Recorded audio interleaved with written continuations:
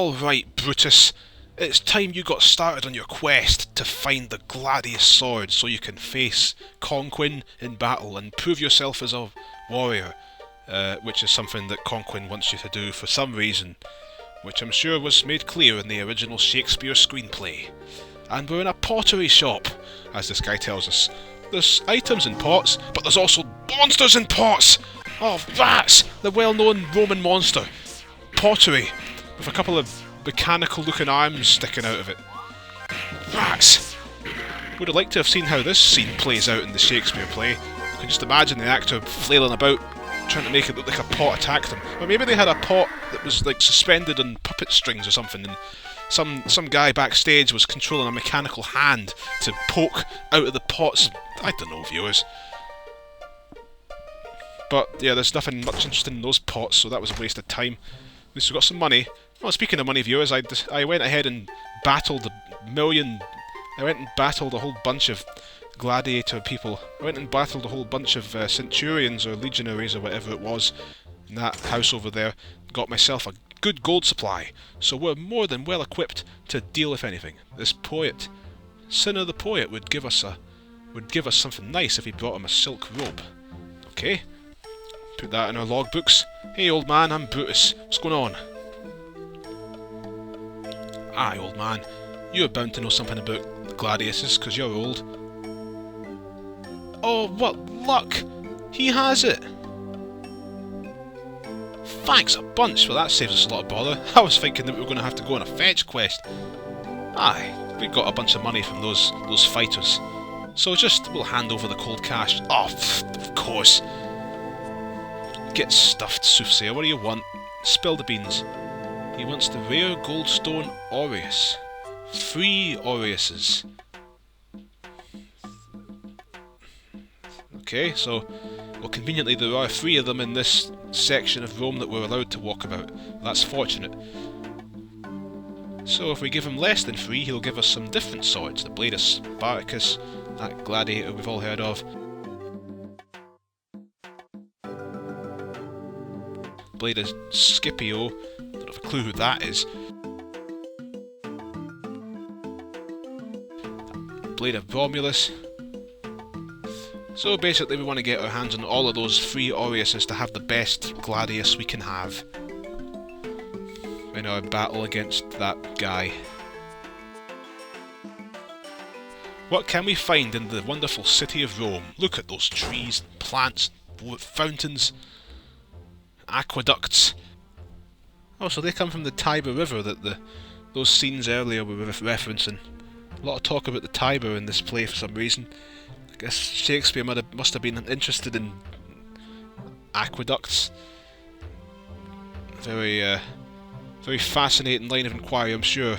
I'd imagine this would have been the Elizabethan equivalent of a playwright today suddenly making a side rant about stamp collections in some scene of a play. But this isn't like normal modern playwrights. No, this is Shakespeare. This is the real deal. The real deal. Aye, those Romans and their aqueducts that carried water about the place. I think those old Romans, they had hot water, didn't they? Didn't they have hot water and like central heating? They had saunas. They probably had flushable toilets for all I know. Aye, they had everything, except like not leaving your babies to die on mountaintops. Not having slaves, not forcing gladiators to fight to the death for people's entertainment, and stuff like that. But, well, it's not a concern at the moment. We're Brutus, a nobleman. Oh, the bathhouse. We heal our health and energy, but we need the gods to get the status elements off us, whatever the status elements even are. Spoilers, but there actually aren't any. So, that's unnecessary. Oh well, might as well heal while we're here. Even though I didn't bother using this place, I just used the inn because look how slow we moved. Not worth it at all. Goodbye, punters. Probably all slaves anyway, filthy commoners. We're too good for them. I mean, look at us. We're wearing a red line over our robe. And that's how you know we're special. Filthy plebs. Get yourselves off the streets. Man, if that posh Team Sponkel voice actor was here, he'd probably be saying some hefty insults in Shakespearean language. Although I must say that, considering that this was all obviously adapted from the original Shakespeare script, these like potterers and sauna bath owners and townspeople are talking a lot less flowery than Shakespeare characters traditionally talk, aren't they? A person in a Shakespeare play can't get one sentence out his mouth without putting some ridiculously witty, eloquent spin on it. I mean, seriously, I think about the most normal sounding anybody's been in this whole game, like until this part, was in that first scene where one of the two blue-robed nobles told the tradesman to be gone. And that was it. I mean, even be gone still sounds really stuffy. What's in this house? A gladiator. What outrageous. What a disgraceful character. A person enslaved for life and forced to fight to the death in a ring for a bunch of bloodthirsty, heartless mobs. This person must be disposed of at once. Brutus would gladly deal the crushing blow to this gladiator. Take that, that's what you get for being a peasant, yeah! Brutus is the man! Uh-oh. Retreat! Retreat! Oh, no! Game over again. Oh, I failed you, Shakespeare, I'm sorry. Well, let's head into this temple instead. What's going on here, gang? I sure wish I knew what you priests were saying in Latin, but I don't. So Julius Caesar built the temple, okay?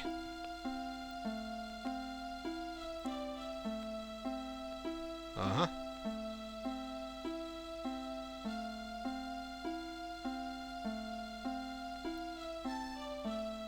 Oh, well, it looks like Julius Caesar had a victorious victory somewhere and built this temple because of that.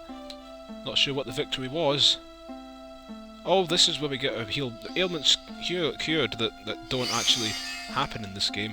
So, might as well might as well show it off now. What do you lot have to say?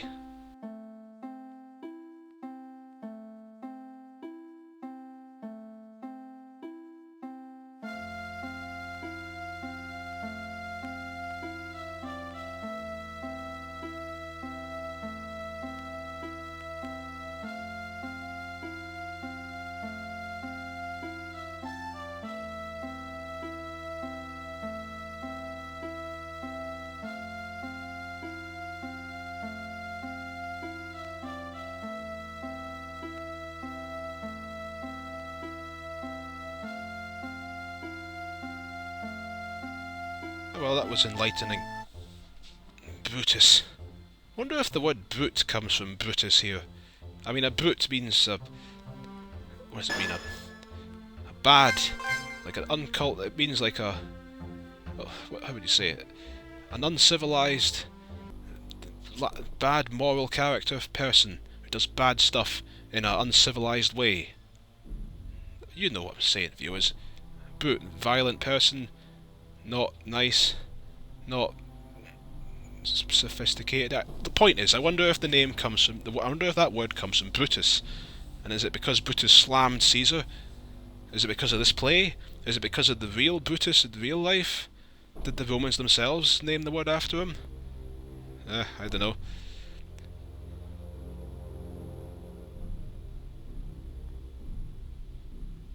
Still not sure what the public opinion is of Julius Caesar. I, as a child, ever since I heard of him, I always had the impression he was a tyrant, like a bad person. But I don't even know. Maybe he's actually well respected to this day or something. Honestly, couldn't tell you. I tend to have a rather dismal view of all of these Roman emperors, to be honest. But, well, what do I know, viewers?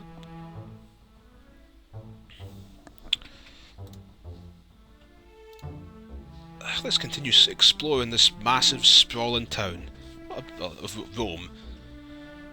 Ah, the auction house. Great, we can spend our money on some stuff. But the bidding is not actually dependent on the money we have. Instead, it's a contest to determine who has the most money, even though you don't need more than the entrance fee. What are you even saying, mate? What? This is the most baffling auction I've ever heard of. So, you pay £500 to get in, so you pay 500 GP to get in. Once you're in, you can bid as much money as you want, and you won't be asked to actually pay with it unless you bid it wrong. Even though it's a contest to see who has the most money. And what the... If you made any more sense of that guy's speech than I did, viewers, then let me know. Baffles me. So, the wine shop sells wine, which increases the max HP and EP. Oh ho, are we getting a small hint into how we can build up Brutus here? Ah, that's right, he doesn't appear to level up. Instead, you buy items that increase his status parameters. I see. Okay, that's worth knowing.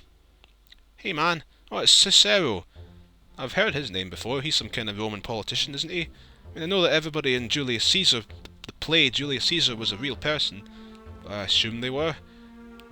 Actually, I don't even know that, to tell the truth. Whatever. My glaring ignorance of Shakespeare and Roman politics is certainly becoming apparent here, isn't it, viewers? Man, if that Team Sponkel voice actor guy was here, I'm sure he'd know all about this stuff. The sophisticated, cultured person that he is. But he's lost his voice, so all he can do is sit there and watch.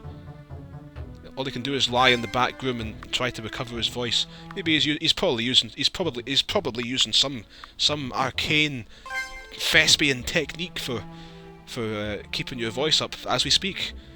All kinds of weird, superstitious stuff those guys get up to, I'm sure. I mean, you ever heard about the old the Macbeth superstition?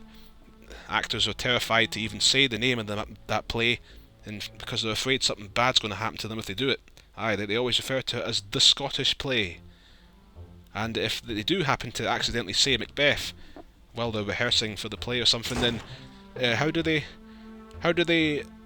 ameliorate the bad luck? How do they remove the bad luck that they believe has been inflicted on them? Someone that tells them to break a leg. Aye, thanks mate, brilliant. That certainly is something you want to hear. To get rid of bad luck, is to be told you're going to break your legs. Man, if that is like a better prospect, man, if that's supposed to be a good thing, then that actually makes me shudder to think what these actors believe is going to happen to them if they don't say that. Man, what, they think they're going to get strangled to death on stage? I don't know. Where's that whole Macbeth thing come from? Is it because Macbeth is ultimately a very grim play, but a man murdering his king and going like gradually more insane, killing everyone that he's slightly paranoid about, witches cackling at cauldrons, all kind of creepy stuff going on in that one. Oh dear.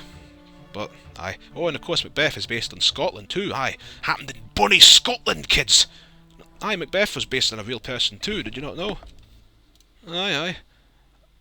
Not sure if he killed King Duncan or not, but it all happened here, so perhaps, for all we know, perhaps I myself am a descendant of Macbeth, or one of the other Macbeth characters. Wouldn't that be a turn up for the books, viewers? Wouldn't that be a turn up for the books? Whatever. So, what have you got to say, blacksmith?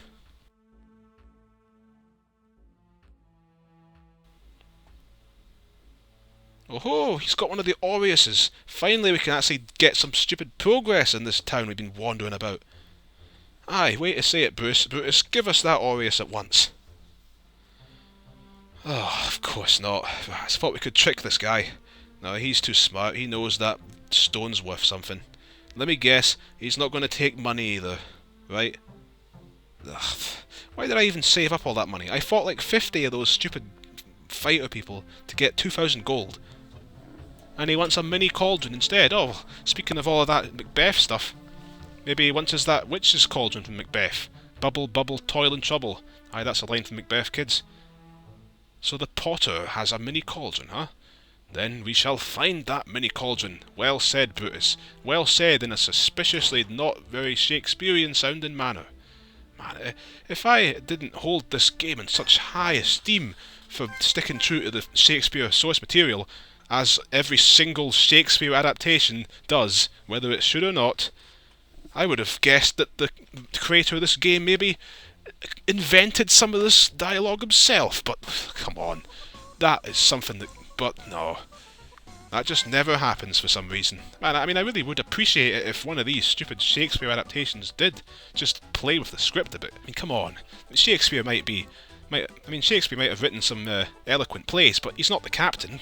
Come on, it's not blasphemy to change swords into guns. Whatever. We're in the auction house. What do you twerps have to say to Brutus? All of you plebs. Wait, is that Cassius there? No, he looks slightly different.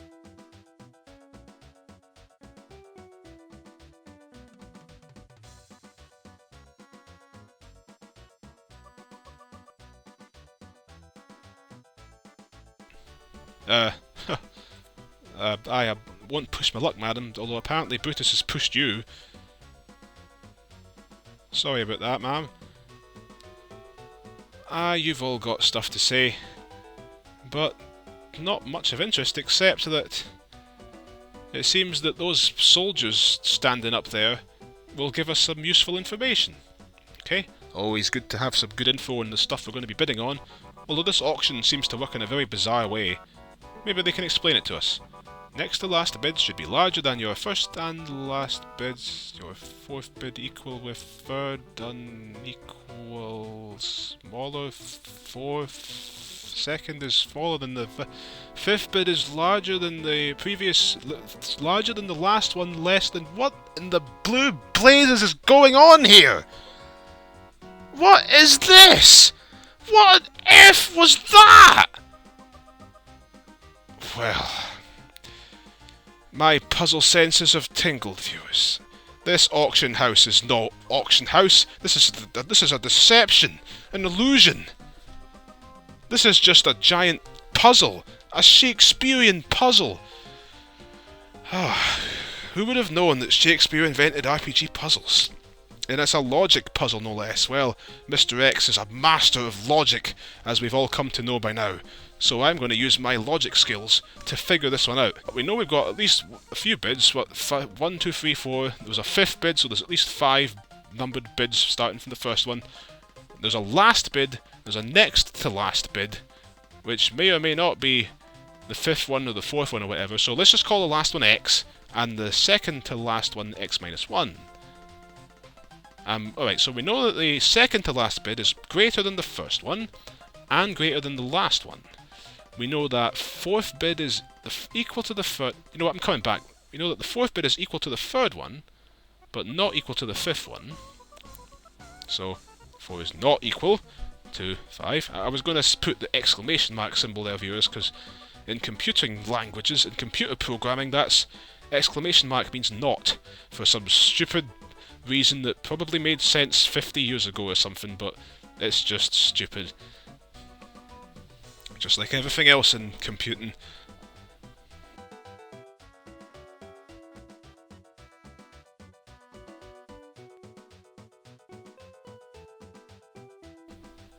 Right, so the fifth bid's greater than the first one. Well, it's greater than all of the bids before it, so it's greater than 1, 2, 3, and 4. Okay? 2 is less than 5, 2 is less than 4, 1's greater than 6, 1's greater than the last one, 1's less than the second last one. Man, what a complicated beast this is. Shakespeare must have been sitting there in his Elizabethan country manor or whatever it was he lived in. Maybe he just lived in some alleyway down the street somewhere. It's Stratford upon Avon, wasn't it? That's what they say Shakespeare lived.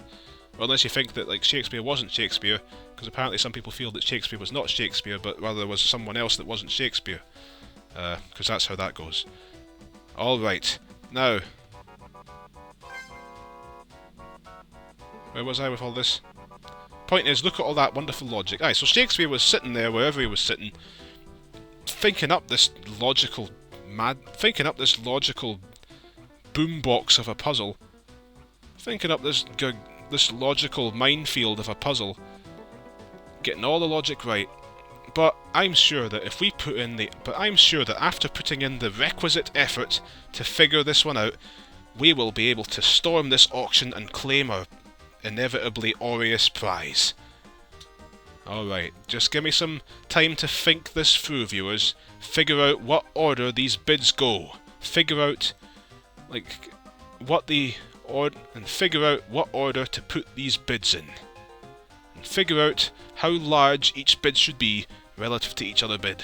So just give me a minute, viewers, and I'll be back in short order.